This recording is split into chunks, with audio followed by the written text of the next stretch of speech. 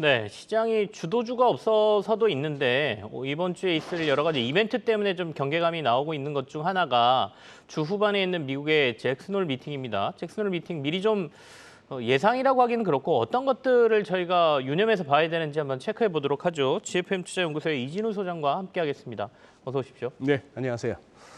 지난해가 사실 잭슨홀 미팅에서 파월 의장이 좀 강한 발언이 나와가지고 그랬죠. 시장에서 좀 놀랬던 네, 기억이 네. 좀 있거든요. 그래서 그런지 올해도 야 혹시 또 그러는 거 아니야 이런 생각들이 좀 있는 것 같습니다. 네. 작년에는 이제 잭슨홀 연설, 파월 의장의 잭슨홀 연설이 시장 증시에 아주 악영향을 끼쳤죠. 네. 반면에 그 1년 전인 2021년에는 또 인플레이션은 일시적이다라는 주장을 갖다가 펼치면서 또 그렇게 잭슨홀 이후에 또 증시는 많이 오르고 했습니다. 네. 그랬던 거 이제 재작년에는 시장 우호적, 작년에는 좀 시장에 좀 충격을 주는. 네. 그러더만 이번에는 그래서 그냥 물에 물 탄 듯, 술에 술 탄 듯, 뭐 그렇게 갈 수도 있겠으나 조용히 계시면 좋겠는데.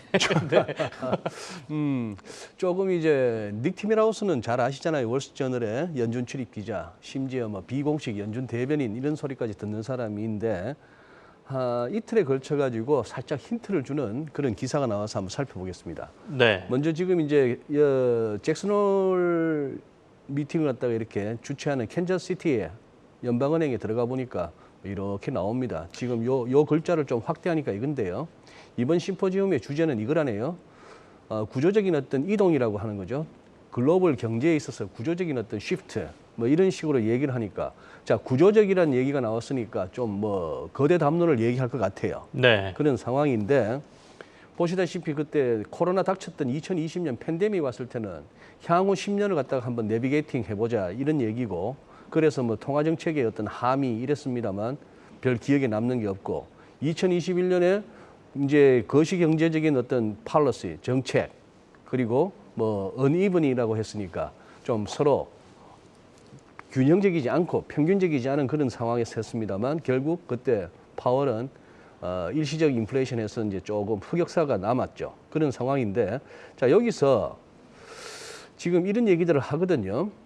어제 같은 경우에도 이런 매체에서는 금, 엔, 달러 이게 결국 뭐에 달렸나 하면은 파월의 말에 달려 있다 이렇게 얘기합니다.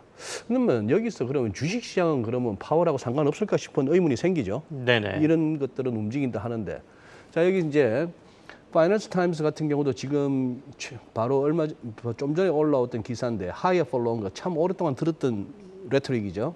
높은 금리가 상당 기간 간다 하는 이 논쟁이 결국 이번 잭슨홀 미팅에 그 지배할 것 같다 이런 얘기입니다. 자 그런데 요거죠. 레이트 세터니까 이 금리 결정하는 사람들이죠.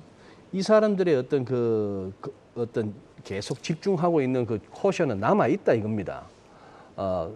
최근에 인플레는 조금 이렇게 둔화되는 양상이지만 그런 얘기고 기사 중에 제일 끝부분에 이 말이 이렇게 인상적이어서 한번 인용해 봅니다. 누군지는 모르겠습니다만 이런 사람이 이런 얘기를 했대요. 우리가 지금 어떤 세상에 살고 있나 하면은 모든 것들이 going right for the next year.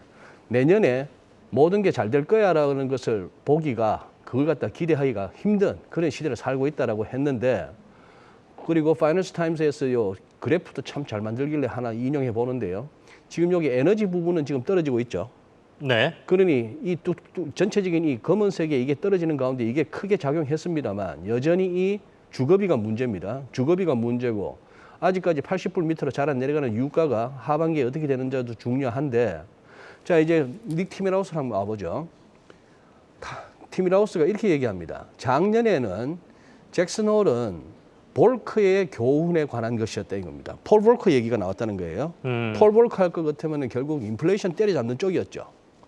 그런데 지금 뒷부분에 와서 이런 얘기를 하는 거예요. 이제 인플레이션 파이팅에 있어서 이제 세컨드 파트, 이제 뭐 후반전쯤이라고 할까요?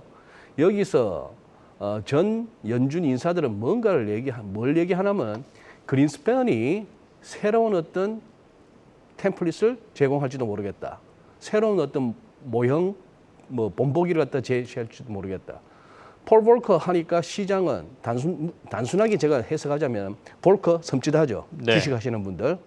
그린스펀 같으면은 또 살살 조금 약간 달달해집니다. 헬리콥터라고 불렸으니까요. 그렇죠.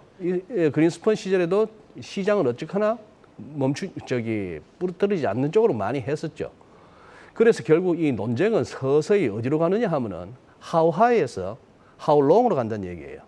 이 higher for longer 에서 얼마나 높이는 이제 지금부터 뭐 한 번 정도 더 올리는 거, 한두 번 더 올리는 거, 그건 문제 안 된다는 얘기입니다. 5.5나 5.75나 심지어 6%나.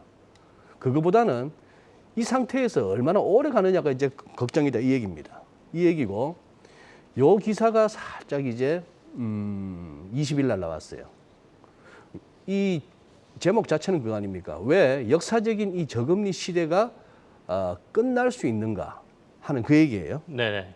끝날 수 있는가 하는 얘기고, 여기서 결국 무슨 높은 생산성, 그리고 increased deficit, 그러니까 이제 재정 적자가 자꾸 늘고 있는 거, 심지어 성장률 높아, 그리고 재정 적자가 자꾸 이렇게 늘고 있어, 미국 정부가 자꾸 빚을 내고 있어, 그런 얘기에다가 베이비 부모들의 은퇴까지도 언급하면서 이 사람들은 돈을 벌면서 저축을 했다면 이제는 쓴다는 쪽이죠.